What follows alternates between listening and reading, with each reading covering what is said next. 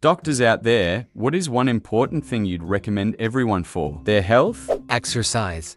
It's the biggest difference I see in my patients.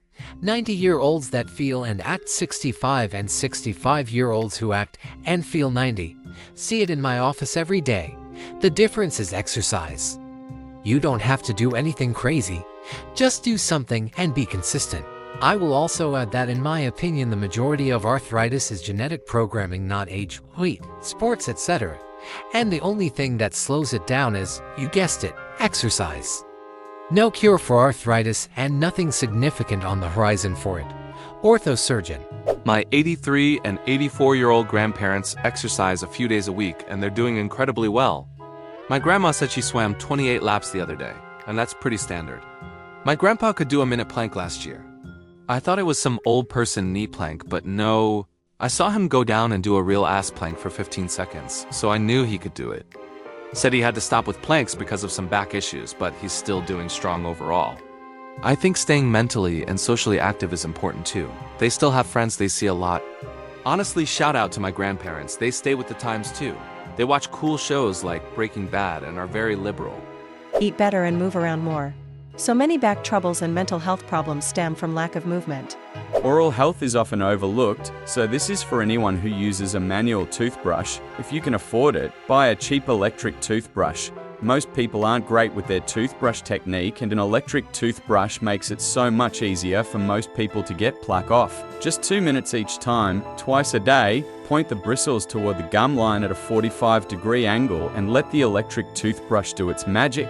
Not an MD, but a PhD in psychology and neuroscience. Get enough sleep and do so regularly. You're setting yourself up for serious cardiac and neurological problems later in life if you are constantly accumulating sleep debt now. If you're one of those people who thinks they don't need very much sleep or are too busy to get enough sleep, try getting at least 7 to 8 hours per night for 2 straight weeks. You'll see that you're more effective and work less distractible, less error-prone and emotionally centered in general. If you have anxiety-related issues that keep you from sleeping, start exercising, elevated heart rate, and preferably work up a bit of a sweat at least 3 times per week. I'm a dentist. Don't drink pop or suck on candies all day long. It's not a big deal to drink a Mountain Dew at lunch and a bag of Skittles after dinner or something. Just finish them quickly and don't do it between meals. If you threw a Skittle in your mouth every 10 minutes the whole day, you are going to get a bunch of cavities. If you eat a bag of Skittles in 5 minutes right after dinner, it will have essentially no effect on how many cavities you get. Not a doctor, but a doctor told me. Exercise to where you sweat at least 20 minutes a day. That means if it takes 20 minutes to build a sweat, do whatever you are doing for 40 minutes. This resonated with me, and I have been doing it for past 3 years, and I look younger in my 40s than I did in my 30s. It's like magic. I'm Benjamin Button.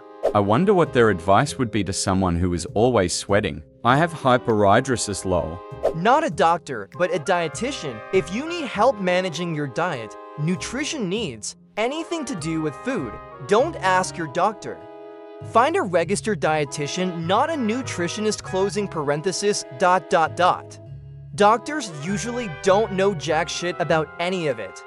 And some of the shite my patients have told me their doctors have told them make me want to bash my head against a wall, repeatedly. Seriously, so much bad advice. Oh, and if doctors could stop telling people that all their issues would be solved if they just lost weight, and refusing to delve any deeper unless they do so, that would be great.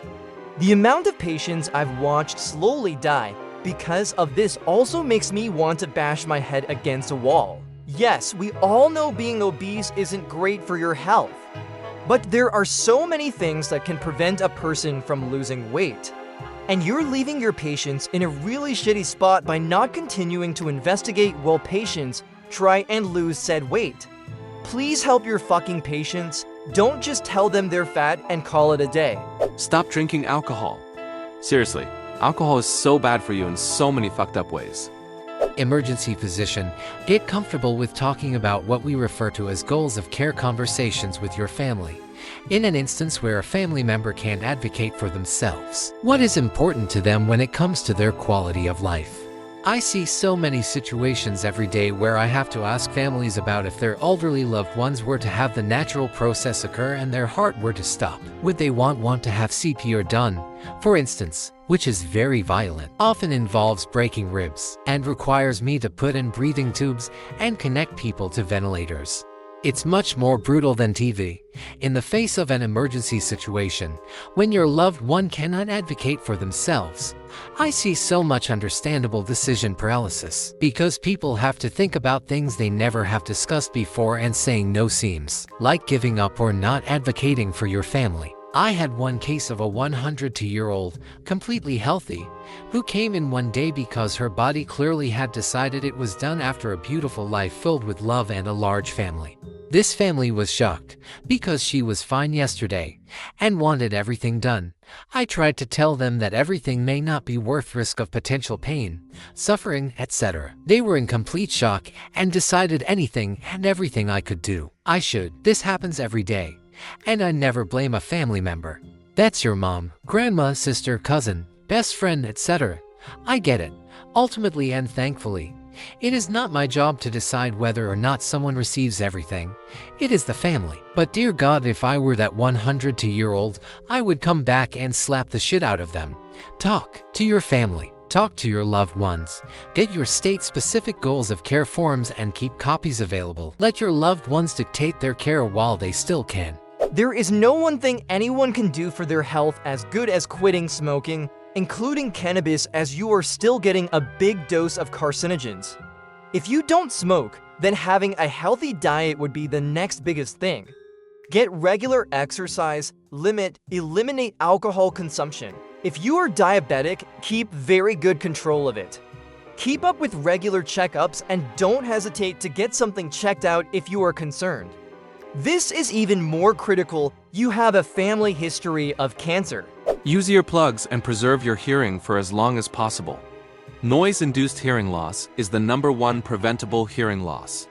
Untreated hearing loss is the #1 modifiable risk factor for cognitive decline and dementia. Mowing the lawn? Earplugs. Attending a concert or even a loud bar with live music? Earplugs. Shooting a gun? Yes, even just one shot? Earplugs. Earplugs come in pretty styles and designs these days. Spend a few extra dollars on a musician's earplugs to maintain good speech understanding. Earplugs are cool. Protect your ears. I endorse this message. I'm an audiologist. Excellent advice. Dermatologist here. Everybody recommends wearing sunscreen every day, but I honestly don't care about that. Wear sunscreen when you're going to get a lot of sun. When you're outside all day, going to the beach, going on a road trip, playing tennis, etc. Don't let yourself sunburn. Don't let perfect be the enemy of good. If you wear sunscreen during the days where you get the most sun, and you don't let yourself get burned, you should be able to minimize most of your risk of skin cancer. Sure, wearing sunscreen every day at all times is amazing, especially for reducing photoaging, but just wearing sunscreen during the big times and preventing sunburns is huge for reducing skin cancers. Thanks for watching. Write about your stories in the comments, and also don't forget to watch our other videos. Bye.